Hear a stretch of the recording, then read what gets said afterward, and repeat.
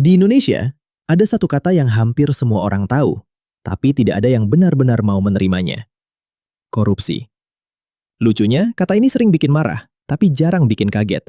Karena tiap ada berita korupsi, alurnya hampir selalu sama, kayak sinetron stripping. Ganti pemain, ceritanya tetap. Pejabat ditangkap, angkanya miliaran, kadang triliunan. Mukanya ditutup masker, padahal bukan karena flu, tapi karena malu, atau mungkin karena sudah kebal kamera. Kita marah. Iya, tapi cuma sebentar. Besoknya lanjut ngopi lagi, karena sadar yang lebih konsisten dari hukum cuma deadline cicilan. Dan kita capek. Capek marah, capek berharap, capek nunggu keadilan yang jalannya lebih pelan dari internet jam 2 pagi. Yang bikin lelah itu bukan cuma jumlah uangnya, tapi polanya. Kasus muncul, rame, janji diusut tuntas, lalu pelan-pelan menghilang, digantikan kasus baru. Seolah-olah korupsi di Indonesia punya jadwal tayang tetap. Hari ini episode 1, minggu depan season baru.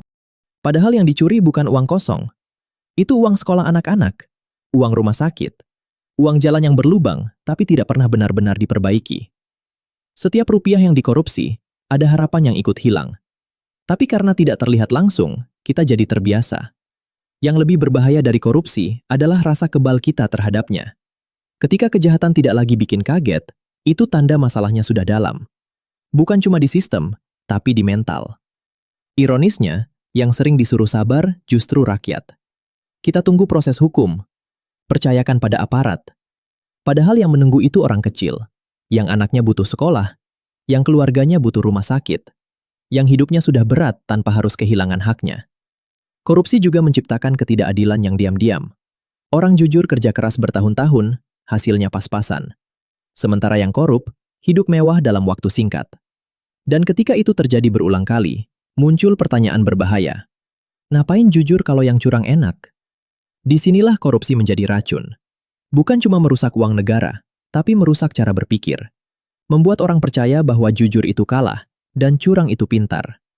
Padahal seharusnya, negara berdiri untuk melindungi yang benar, bukan memanjakan yang licik.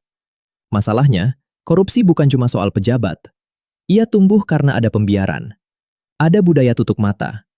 Ada kalimat klasik. Udah biasa. Dari dulu juga gitu.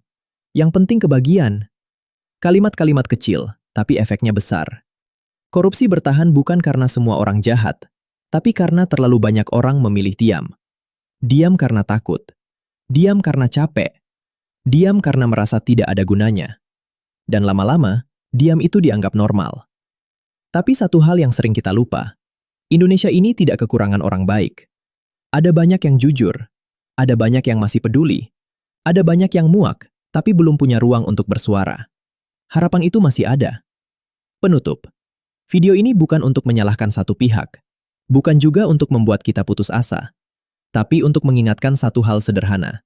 Korupsi yang dianggap biasa akan terus terjadi. Dan keadilan yang terus ditunda, pelan-pelan akan hilang. Marah itu wajar. Capek itu manusiawi.